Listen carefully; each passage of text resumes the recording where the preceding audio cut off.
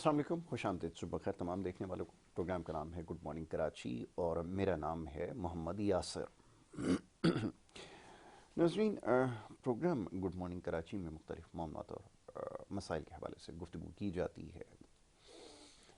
अवामी नौइयत के मामलात और मसाइल अमूमन प्रोग्राम में ज़ेर बहस आते हैं और इस वक्त जो मौजूद गुफ्तगू है वो मुल्की सियासी सूरत हाल है। आम इंतखाबात की तरफ हम बढ़ते जा रहे हैं। वक्त करीब है कि आवाम अपनी राय का, अपने वोट का इस्तेमाल कर सकेंगे और हक़ राय दही इस्तेमाल करना यकीनन वक्त की ज़रूरत भी है। अब सवाल ये पैदा होता है कि क्या ये जितने भी हमारे कुल्ली मसाइल हैं वाक़तन वोट के ज़रिए इनको हल किया जा सकता है। इन्हीं मामलात और मौज़ूआत पर गुफ्तगू हो रही है। तो बहरहाल आज इस सिलसिले को मज़ीद आगे बढ़ाएंगे। गुज़िश्ता रोज़ भी इसके ऊपर प्रोग्राम में गुफ्तगू होती रही है कि कैसे ये सियासी जमातें जो इस वक्त सियासी मैदान में हैं अवामी मसाइल को हल कर सकेंगी और उसमें भी सर फहरिस्त जो हमारे मुल्क के मौशी मसाइल हैं कैसे उनको दुरुस्त किया जाएगा, ये एक बड़ा अहम सवाल है। मैं कोशिश करूँगा इन मामलात पर गुफ्तगू करूँ। मौजूद मेहमान स्टूडियोज़ में तशरीफ़ फरमा है, इसके ऊपर गुफ्तगू करेंगे। सबसे पहले जो हमारे मौजूद मेहमान हैं अब्दुल रज़ाक बाजवा साहब, पाकिस्तान पीपल्स पार्टी की यहाँ नुमाइंदगी कर रहे हैं और हमारे साथ अक्सर बेशतर आप उन्हें सुबह के वक्त प्रोग्राम में देखते हैं। उनको हम मदऊ करते हैं, बड़ी अच्छी गुफ्तगू उनके साथ रहती है। आज भी इंशाल्लाह ये सिलसिला जारी रहेगा। अब्दुल रज़ाक साहब को खुश आमदीद कहूँगा। रज़ाक भाई बहुत शुक्रिया, बड़ी नवाजिश है आपकी। Thank you. दूसरे उनके हमरा जो हमारे मौजूद मेहमान हैं, आपका ताल्लुक़ मरकज़ी मुस्लिम लीग से है, खिज़र खान आपका इसमें ग्रामी जनाब, उनको भी हम सुबह के वक्त खुश आमदीद कहते हैं। बहुत शुक्रिया, बड़ी नवाजिश आपकी खिज़र साहब प्रोग्राम में हमें वक्त देने के लिए। रज़ाक भाई, सियासी सूरत हाल के ऊपर तो गुफ्तगू करना बहरहाल वक्त की ज़रूरत है, लेकिन ये जो मौशी मसाइल हैं और उसकी वजह से जो हालात और वाक़यात रूनुमा हो रहे हैं जो कुछ देर पहले ज़ेर बहस आए हैं, सुबह का वक्त है, कोशिश तो नहीं थी कि इसके ऊपर बात करें, लेकिन आपने बिल्कुल सही कहा कुछ देर पहले कि इसके ऊपर बात करना इसलिए भी ज़रूरी है क्योंकि लोगों को आगाह किया जाए कि मायूसी और ये हालात से जो अपना जो एतबार उठ जाना कि ये कभी ठीक हो सकेंगे या नहीं, ये ठीक नहीं है। मैं चाहूँगा ज़रा इसी पे थोड़ी सी गुफ्तगू हो जाए जो कल अफसोसनाक वाक़या शहर कराची में पेश आया। जी बहुत शुक्रिया यासिर साहब। मैं एक बहुत ही अफसोसनाक, मैं समझता हूँ कि हमारे पाकिस्तान की मैं बदकिस्मती है कि जहाँ हर तरह के मामला हमारे यहाँ से शुरू होते हैं। ठीक है, मशीयत बिल्कुल बदहाली का शिकार है, जी गुर्बत अपनी पूरी लग्जरी जवानी में है, इसमें कोई शक नहीं है। बिल्कुल ऐसा तंगदस्ती है, मुल्क कर्जों में जिकड़ा हुआ है, ही। हर घर का मामला है कि उसकी आमदन कम है, अखराजात ज़्यादा हैं, जी चाहे वो सैलरी वाला है या कोई बिजनेसमैन है, हर कोई परेशान जी है। सॉरी मैं बिल्कुल चलो। अब बात यह है कि ये जो हमारे 5 मासूम बेगुनाह बच्चों को जो जिन्होंने अभी ना दुनिया देखी थी, ना दीन देखा था, ना माशरा देखा था, अभी वो आए ही थे, 2-2 4-4 साल 5-5 साल उनकी उम्र थी और बेदर्दी से कहा तो ये जा रहा है कि उनके वालिद साहब ने इन सबको कत्ल किया है। मैं समझता हूँ कि इससे कहीं ज़्यादा आप हमारे इस्लाम का स्टडी करें तो हमारे नबियों ने इस कदर गुर्बत देखी है कि वो बिल्कुल पत्थर बांधते थे पेटों पर, बताइए। भेड़ बकरियां चराते थे। इस तरह की गुर्बत हमने देखी है एज ए मुसलमान। हमारे बड़ों ने, हम सब भी गरीब हैं, आम मुतवसत तबके से ताल्लुक़ रखते हैं, लेकिन ये जो हुआ है मासूम बच्चों का कत्ल, ये तो एक बहुत अलमनाक वाक़या है, बहुत दिल हिला देने वाला वाक़या है। सबसे पहले तो मैं उनके ख़ानदान वालों से इज़हार ताज़ियत करता हूँ, दुआ करता हूँ अल्लाह ताला उनकी दर्जात बुलंद फरमाए, क्योंकि वो तो मासूम थे, बिल्कुल बेगुनाह थे ऐसा। बच्चे। यासिर साहब, ये तो हुक्मरानों को देखना चाहिए कि ऐसे हालात क्यों पैदा हो रहे हैं, ऐसे हालात किस तरफ हम ले करके जा रहे हैं। अगर उन पर कुछ कर्ज थे, जो सुनने में आ रहा है कि घर के सरबराह को जो वो भी इस दुनिया में नहीं रहे, बिल्कुल बिल्कुल उन पर कुछ कर्जा था। बिल्कुल। जी थैंक यू। یہ بالکل آپ نے صحیح کہا کہ یہ جو خبر شروع میں اب ہمارے پاس آئی جب ہے وہ اگر یہی تھوڑا بہت کہ قرضہ ہے یا بہت زیادہ ہے یا بزنس ان کا بیٹھ گیا تھا یا قرض دار انہیں تنگ کر رہے تھے، تو میرا سوال ہے کہ کیا اس کا حل یہ تھا؟ چلے چلے قطعاً اگر آپ خود دل برداشتہ ہو گئے تھے، آپ اس معاشرے سے بہت آپ کا آپ سمجھتے تھے کہ اب میرا جینا ماحول کر دیا لوگوں نے، تو آپ نے ان معصوم بچوں کو کیوں شہید کیا، انہیں کیوں قتل کیا؟ اچھا، اس اپنی زوجہ کو کیوں قتل کیا؟ اس کا کیا قصور تھا؟ بالکل تو میں تو خیر اب ان سے افسوس بھی کرتا ہوں، پورے اپنے جو ہمارا ایک اسلامی کلچر ہے، ہمارا اسلامی ملک ہے، ہم لوگ سب اسلام اور دین کے مطابق چلنے والے لوگ ہیں، میں تو سب کو صبر کی تلقین کرتا بالکل ہوں. ایسے اور میں معاشرے سے بھی یہ اپیل کروں گا آپ کے چینل کی طرف سے کہ یار اگر کسی کے پاس پیسے نہیں ہیں تو اسے اتنا تنگ نہ کرو نہ کرو، کہ یار وہ اپنا گھر بیچنے پہ مجبور ہو جائے، وہ اپنے بچوں کو مارنے پہ مجبور ہو جائے، مجبور ہو جائے. وہ شہر چھوڑنے پر مجبور ہو جائے، وہ ملک چھوڑنے پر. تو میں سمجھتا ہوں کہ دیکھیں وہ پیسے تو دے ہی دے گا، اگر نہیں بھی دے گا تو آپ اس کی جان لے کر تو نہیں لے سکتے نہیں نا لے پیسے. سکتے، بالکل تو ایسا معاشرہ بھی تھوڑا سا بے حس ہو گیا، بہت جہاں اچھی ہمارے بات، حکمران بے حس ہیں. بالکل ٹھیک ہے. میں بالکل سپورٹ نہیں کر رہا ہوں حکومت کی، نہ کروں گا. یہ اقتدار میں رہنے والوں کی وجہ سے ہی آج یہ خودکشیوں کا رجحان بڑھ رہا ہے. معصوم بچوں کو لوگ قتل کر رہے ہیں، جنہیں پھول نہیں مار سکتے ہم، انہیں ہم گولیاں مارنے پر گولیاں مجبور مارنے ہو پر گئے. مجبور. تو میں سمجھتا ہوں کہ حکمرانوں، آپ کے پاس کتنی دولت ہے، آپ لوگوں نے سب چھوڑ کے چلے جانی ہے. بالکل ایسا یہ پیسہ قارون کے پاس بھی بہت تھا، یہ پیسہ کیا اچھی بات ہے. بڑے بڑے لوگوں کے پاس بادشاہوں کے پاس ہاں، بہت بادشاہوں کے پاس. آپ دیکھیں کہ یہ یہیں رہ جاتا ہے. میں سمجھتا ہوں کہ جن کے پاس اللہ پاک نے بہت زیادہ دولت دی ہے، ان میں سیاستدان سرفہرست ہیں، اس میں چاہے وہ ہماری پارٹی کے ہوں چاہے کسی اور دوسری پارٹی کے ہوں. بالکل انہیں ٹھیک چاہیے کہ یہ پیسہ اپنی زندگی میں اتنا رکھ لیں جتنا ان کے بچوں کو گزار لیں. ضرورت ہے، بالکل اور ٹھیک ہے. اس سے زیادہ باخدا ایسے لوگوں پر قربان کر دیں، انہیں بانٹیں، بہت اچھی بات. انہیں دیں، انہیں ڈھونڈیں، انہیں تلاش کریں، انہیں بالکل جا کر کے منت کر کے انہیں دے دیں کہ یار آپ لے لو، اور آپ اس معاشرے میں زندہ رہو جب تک اللہ پاک نے آپ کی زندگی لکھی. بہت اچھی بات. اور اگر یہ پیسے ہم ساتھ لے گئے، قبروں میں چلے جائیں گے، ایک سانس کا پتہ کیا نہیں ہے. اچھی بات. مجھے پتہ نہیں ہے کہ میں آفس سے باہر جا کے اپنے گھر پہنچ پاؤں گا یا نہیں پہنچ پاؤں گا. تم بھلا ان دولت کا کیا، دولت مندوں کے لیے میری بالکل یہ ٹھیک ہے. ان سے گزارش ہے کہ آپ بانٹنے والے بن جائیں. اور رہا جو حکمران ہے، جنہیں اللہ پاک بار بار اس ملک کا حکمران بناتا ہے، جن کے اختیارات میں ہماری 25 کروڑ عوام کی ڈوری دیتا ہے، جی انہیں بھی رحم کرنا چاہیے. ایسی پالیسیاں بنانی چاہیے جس طرح دیگر ممالک میں ہیں کہ وہ قرض دیتے ہیں، بزنس کے لیے قرض دیتے ہیں، گاڑی کے لیے قرض بالکل دیتے ہیں، صحیح. گھر کے لیے قرض دیتے ہیں. تو ان کا معاشرہ زندہ ہے، بالکل ٹھیک. خوشحال ہے، اور وہ اپنے بچوں کو بہتر تربیت دے سکتے. اور اگر یہ قرضات ہمارے حکمرانوں نے ہی لینے، ہمارے طاقت مند لوگوں نے لینے، یعنی میری 4 شوگر ملے تو مجھے 2 اور لگانی ہے، مجھے قرضہ مل جائے گا. بالکل تو ایسا میں سمجھتا ہوں کہ اگر پاکستان پیپلز پارٹی اقتدار میں اللہ پاک لاتا ہے اس آنے والے الیکشن میں 8 فروری کو، تو میں ضرور جتنی میری آواز ہوگی، جتنے میرا قد کاٹ ہے، یا جتنی میری ریسورسز ہیں پارٹی میں، اور میڈیا کے ذریعے آپ دوست مجھے بہت عزت دیتے ہیں، آپ کے چینل ہمیں عزت دیتا ہے، میں تو یہی اپیل کروں گا کہ یار آؤ، اب بانٹنے والے بنتے ہیں، کیا اچھی اب بات ہے. چھیننے والے نہیں بنتے ہیں. ہم لوگ بانٹتے ہیں اور اپنے معاشرے کو تر و تازہ زندہ کرتے ہیں. بہت خوبصورت بات رزاق بھائی آپ نے کی ہے. یہ وقت کی ضرورت ہے اور یہ اس کا تقاضا ہے کہ اس کے بارے میں سوچا جائے. یہ سب کے لیے پیغام ہے، تمام سیاسی جماعتوں کے لیے، ہر شخص کے لیے. یہ محض سیاسی جماعتوں تک محدود نہیں ہے یہ پیغام، یہ عام آدمی کے لیے بھی ہے.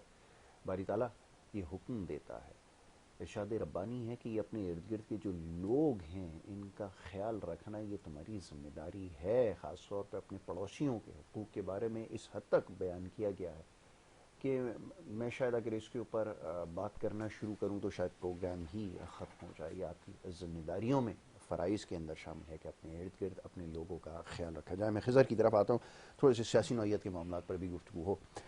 خضر یہ فرمائیے مرکزی مسلم لیگ کیا سوچ رکھتی ہے؟ عبدالرزاق بھائی نے ابھی نشاندہی کی کہ سیاسی جماعتوں کی ذمہ داری ہے، اور اس دفعہ یہ پہلا موقع ہے کہ لوگ جو نئی سیاسی جماعتیں ان کی طرف دیکھ رہے ہیں، کیونکہ پرانی سیاسی جماعتوں سے وہ شاید ان کی کارکردگی سے اب مطمئن نہیں ہے. تو مختلف جو سروے ہم کر رہے ہیں، لوگوں کی آراء جاننے کی کوشش کر رہے ہیں، وہ یہ سمجھتے ہیں کہ اب جو نئی سیاسی جماعتیں ہیں یہ ان کی ذمہ داری ہے. آپ کی کیا رائے ہے؟ اور آپ کو اگر یہ ذمہ داری واقعتاً مل ہی جاتی ہے کہ اگر عواموں تک پہنچ جاتے ہیں تو کیا کچھ کرنے کا ارادہ رکھتے ہیں، یہ ذرا فرمائیے. میں بھی بھائی کی گفتگو سن رہا تھا، بڑی زبردست انہوں نے بات کی. جو حکومت کے اندر موجود لوگ، یہ اقتدار جن کے پاس موجود ہے، ان کے حوالے سے بات ہو رہی تھی. دیکھیں، پاکستان مرکزی مسلم لیگ کا جو منشور ہے اس کے اندر یہ تمام ہی چیزیں شامل ہیں کہ پاکستان کے اندر معاشی صورتحال بہتر ہونی چاہیے. سوال یہ اٹھتا ہے کہ جناب آپ بہتر کیسے کریں گے؟ کوئی آپ کے پاس سونے کی چڑیا موجود نہیں ہے، آپ کے پاس کوئی ایسی چھڑی نہیں ہے، کوئی عصا موجود نہیں ہے کہ آپ ماریں گے تو ساری چیزیں بہتر ہو جائیں گی. دیکھیں، ہمیں اس ملک کے اندر دو کام کرنے پڑیں گے جو پاکستان مرکزی مسلم لیگ کا منشور ہے. سب سے پہلا کام یہ ہے کہ آپ نے اس ملک کے اندر جو اس ملک کا اصل آئین و قانون ہے اس کو امپلیمنٹ کرنا پڑے گا.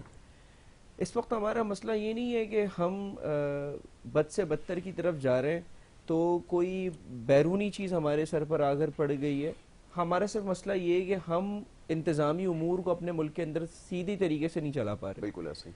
اچھا، دوسری چیز پھر ہمیں دیکھنی پڑے گی کہ یہ ملک جب آپ بناتے ہیں ریاست مدینہ کے نام پر، آپ اس ملک کی بنیاد رکھتے ہیں اسلام کے نام پر، تو آپ اس پیٹرن پر کتنا چل رہے ہیں. بالکل ٹھیک.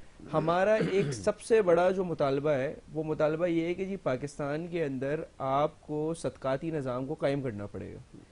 ہم آج پاکستان کے ہر مسئلے کو حل کرنے کی کوشش کرتے ہیں ٹیکسز کے ذریعے. جی ٹھیک ہے جی، ٹیکسز آئیں گے تو مسئلہ حل ہوگا. جناب، اس وقت آپ کا ملک اتنے زیادہ قرضوں کی زد کے اندر ہے کہ آپ ٹیکسز سے اگر وہ قرضہ ہی پورا کر دیں تو بہت بڑی بات ہے. ان کا سود پورا نہیں ہوگا، آپ کا سود پورا نہیں ہوتا. تو جناب یہ جو آپ کے لوگ ہیں، ابھی جو بات کر رہے تھے کہ جناب 5 بچے جو ہے نا، وہ 3 بچے اور جو پوری فیملی جو ہے وہ اس طریقے سے معاملہ ہوا ہے. دیکھیں، ہم اس بات کی مذمت کرتے ہیں، یہ ایک درندگی ہے اور ہم تو اس چیز کو مانتے ہیں کہ جناب مایوسی کفر ہے.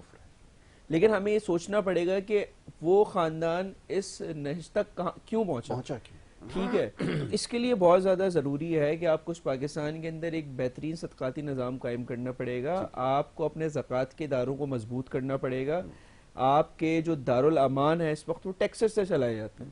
جناب، کیوں اس طرح کی نوعیت ہے ہمارے ملک میں؟ وہ زکوٰۃ کے پیسوں سے کیوں نہیں چلائے جاتے؟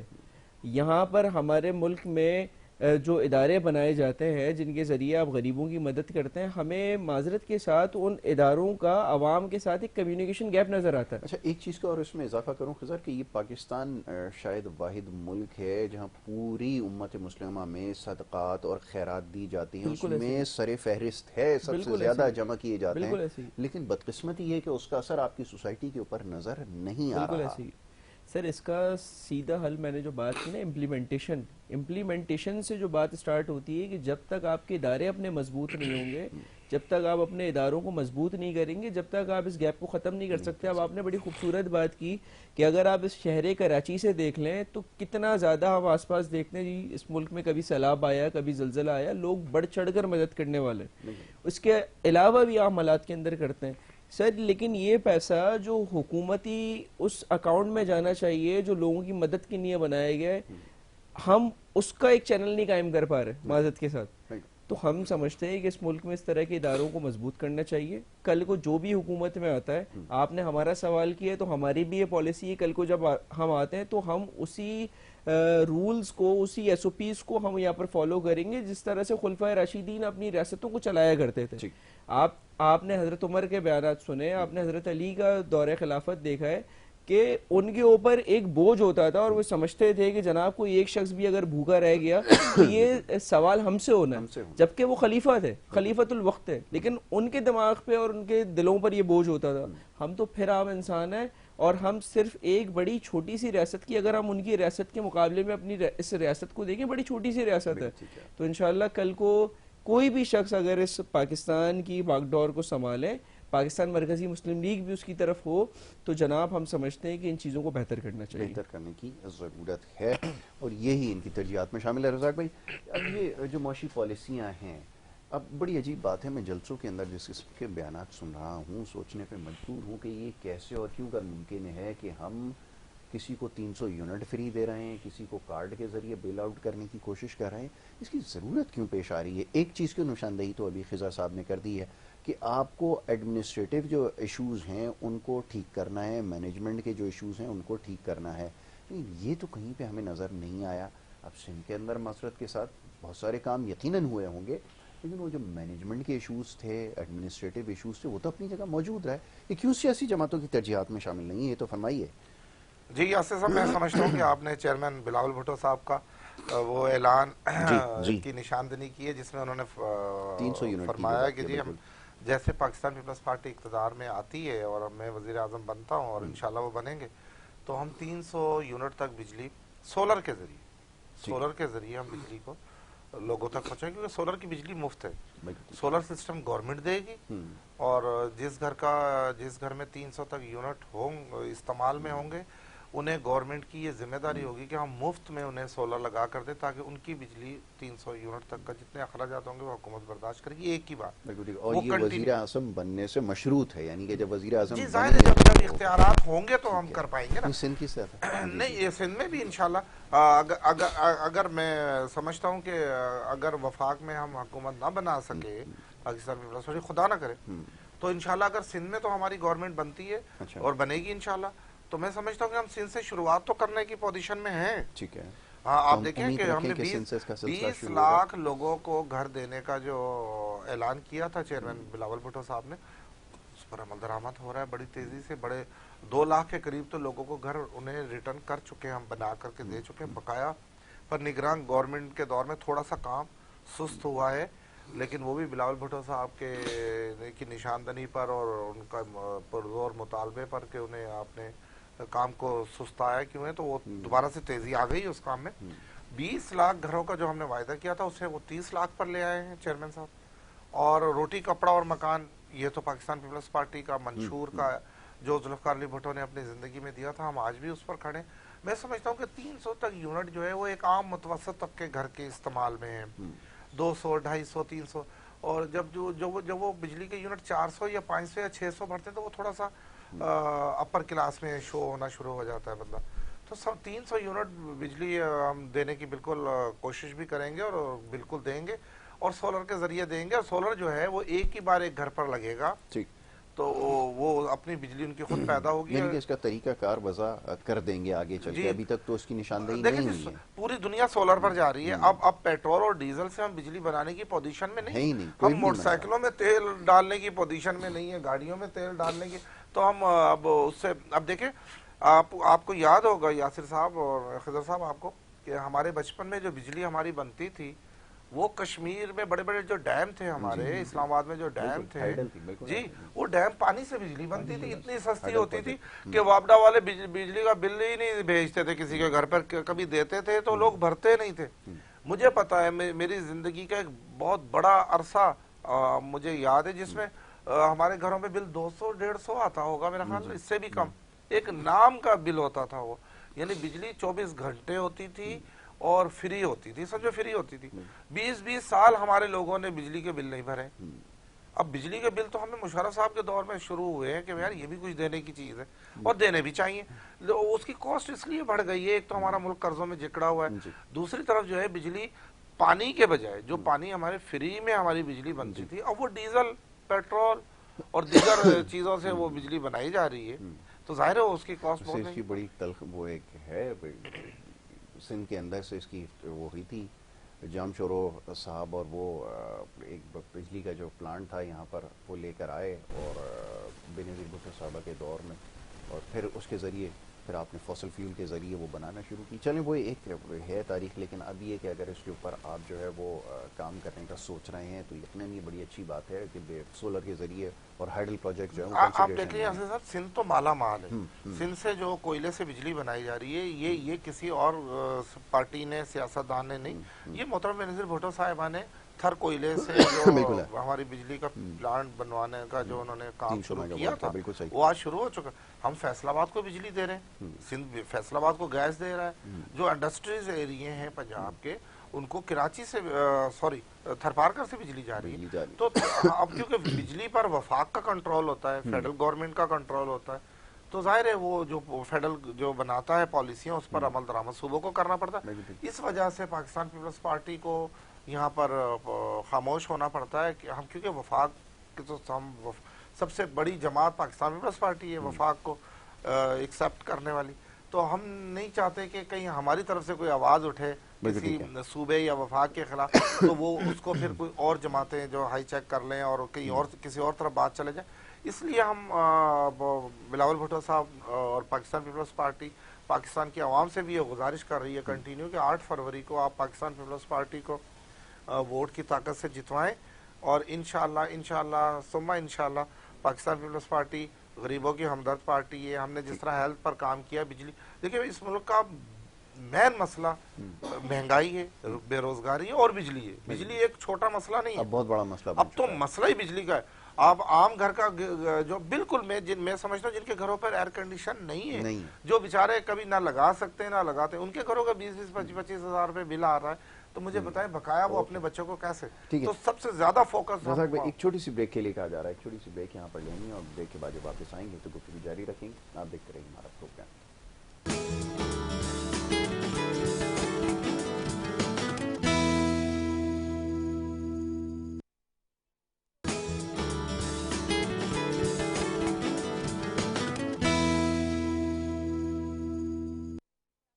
پروگرام میں ایک دفعہ پھر آپ کو خوش آمدید کہیں گے, اور بریک پہ جانے سے پہلے کچھ بات ہو رہی تھی ملکی سیاسی صورتحال کے حوالے سے. معزز مہمان تشریف فرمائے, ان سے گفتگو کے سلسلے کو جاری رکھیں گے. خضر خان صاحب یہاں تشریف فرمائے, مرکزی مسلم لیگ نون سے, اور مرکزی مسلم لیگ سے آپ کا تعلق ہے. مسلم لیگ نون تو کچھ دیر پہلے کچھ فرما رہے تھے, ابھی ہم سن رہے تھے. میں چاہوں گا ذرا اسی کے اوپر تبصرہ کر لیا جائے. اب یہ ایجنڈا سیاسی جماعتوں کا ہے تو میں چاہوں گا ذرا اس کے اوپر کمنٹ کر دیا جائے.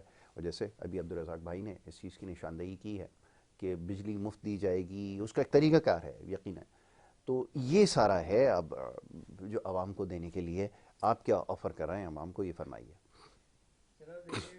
پاکستان مرکزی مسلم لیگ ایک چیز کو مانتی ہے, آپ الیکشن کیمپین چلائیں, ٹھیک ہے, آپ بات کرتے ہیں کہ جناب ہمارے لاکھوں کروڑ سپورٹر اس ملک کے اندر موجود ہیں, میاں صاحب آئیں گے تو میاں صاحب دینارے اور ساری چیزیں موجود ہیں, لیکن ایک گزارش ہم یہ کرتے ہیں سب سے کہ خدا را جھوٹ نہ بولیں. جھوٹ اس لیے نہ بولے, یہ عوام بڑی ستائی ہوئی ہے, اور دوسرا یہ ہے کہ سر بڑی ڈپریشن کے اندر لوگ ہیں. آپ ابھی ہم جس واقعے سے ہم نے بات شروع کی, سر ڈپریشن بہت زیادہ ہے اس وقت. اگر آپ شہر کراچی کی حالت دیکھ لیں نا, تو ہر دوسرے گھر کا مسئلہ ہے کہ لوگ اپنے گھر کا بجٹ نہیں سنبھال پا رہے. اس کے بعد آپ نکلتے ہیں, پورے ملک کی صورتحال ہے اس وقت. آپ اندرون سندھ چلے جائیں, آپ بالائی پنجاب چلے جائیں, سارے شہروں کی صورتحال ہے. سر اس وقت آپ اپنی کیمپین چلائیں, آپ اپنی مثبت پالیسیز کے ساتھ سامنے آئیں کہ جناب ہم نے اگلے 5 سال آخر کرنا کیا ہے, آپ کے پلانز کیا ہیں. آپ یہ بات کریں گے ہم بجلی مفت کر دیں گے, سر یہ سمجھ لیں یہ وہ نہیں ہے کہ آپ کو کوئی رات سوئیں گے, آپ کو ایک اچھا خواب آئے گا اور آپ صبح اٹھ کر لوگوں کو سنا دیں گے ہم نے یہ رات میں خواب دیکھا ہے. اس طرح سے ملک نہیں چلایا جاتا. اگر آپ نے بجلی مفت کرنی تھی تو پچھلے 1 سال سے آپ دوسری حکومت کا تختہ پلٹ کر آپ ہی بیٹھے تھے, سر کر دیتے نا. آپ نے گیس مفت کر دی تھی, سر کر دیتے. لیکن آپ اب الیکشن قریب ہے اور آپ دوبارہ سے ہی وہی وعدے دینا شروع کریں گے جو تھے. اس سے گریز کیا جائے, عوام کے سامنے خالص اپنی پالیسیز رکھی جائیں کہ 5 سال آپ کرنے کیا جا رہے ہیں. آپ بجلی مفت کریں گے, سر کیسے کریں گے, ٹھیک ہے. ابھی ہمارے بھائی بات کر رہے تھے جی منصوبے سٹارٹ ہوئے سولر پلانٹس کے چیزیں. آپ مثبت چیزوں کی طرف جائیں کہ آپ کتنے سولر پلانٹس لوگوں کو دینے کے لیے جا رہے ہیں, آپ کتنی چیزیں لوگوں کے ساتھ کرنے کے لیے جا رہے ہیں. اگلی بات میں یہاں پر کرتا چلوں, جیسے کہ بات ہو رہی تھی جناب بجلی مفت ہم دیں گے. سر ہم تو سمجھتے ہیں کہ سب سے پہلے ان لوگوں کی بجلی روکیں جن کو ہم مفت دے رہے ہیں, ٹھیک ہے.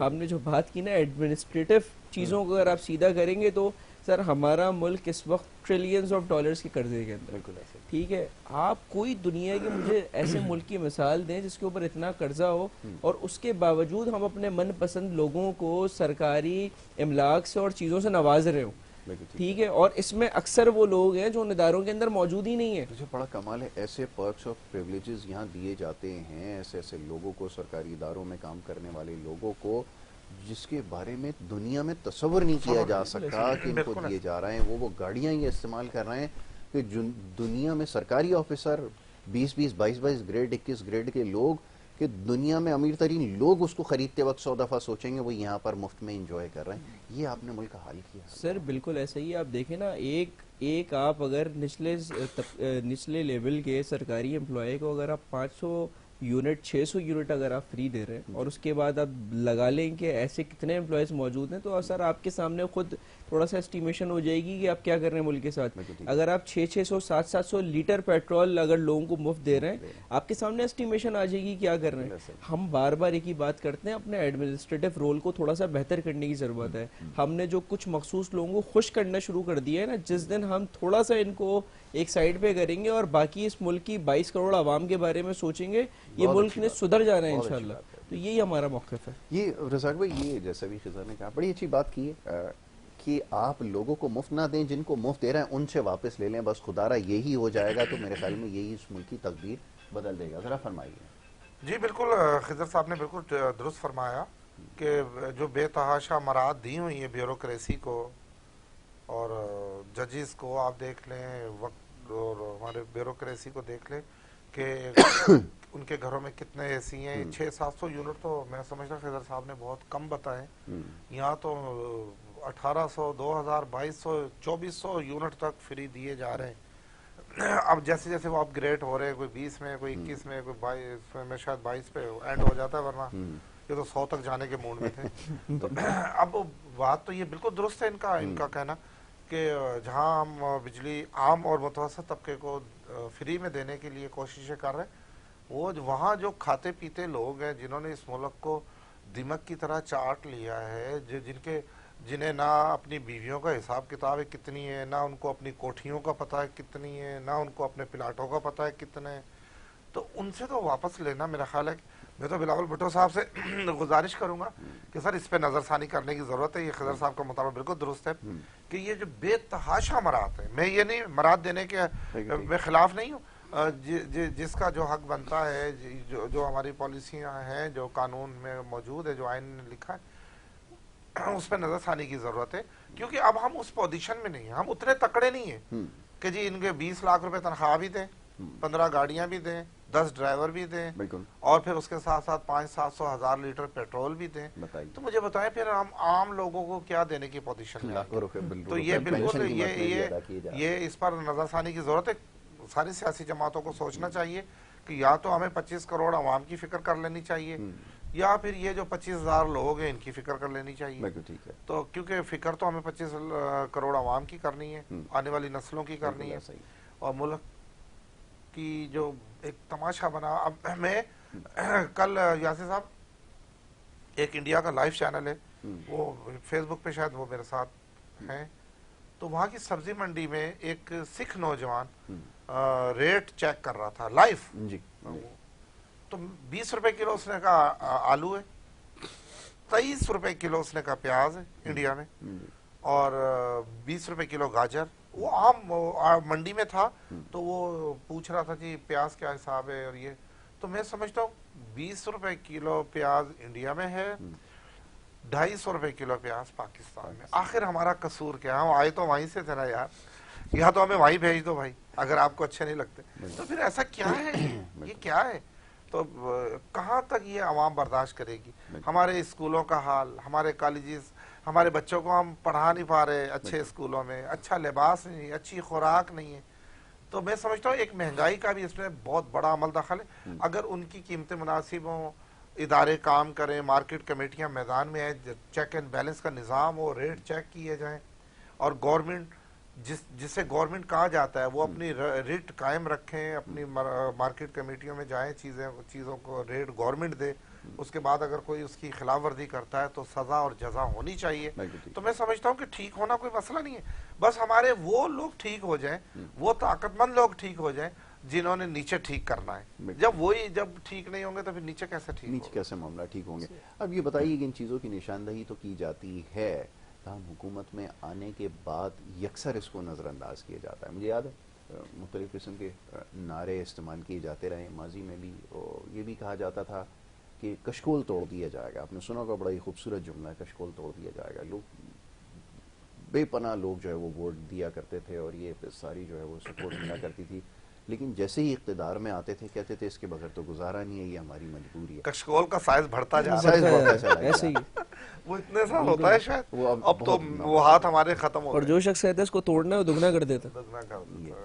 چلیں جی, تو انشاءاللہ پھر اس موضوع کے اوپر گفتگو تو جاری رہے گی. تاہم سیگمنٹ کا جو ہمارا وقت ہے وہ ختم ہونا چاہتا ہے. میں بڑا شکر گزار ہوں معزز مہمانوں کا، جناب عبدالرزاق باجوہ صاحب کا، خضر خان دونوں کا، کہ انہوں نے یہاں پروگرام میں وقت دیا، شامل گفتگو رہے. اور ملکی اس وقت جو سیاسی مسائل ہیں، جو معاشی مسائل ہیں، اس کے اوپر ہم نے بڑی کھل کر بات کی ہے. ایک بریک کی طرف جانا ہے، بریک کے بعد سیگمنٹ جاری رہے گا. آپ دیکھتے رہیے پروگرام گڈ مارننگ کراچی.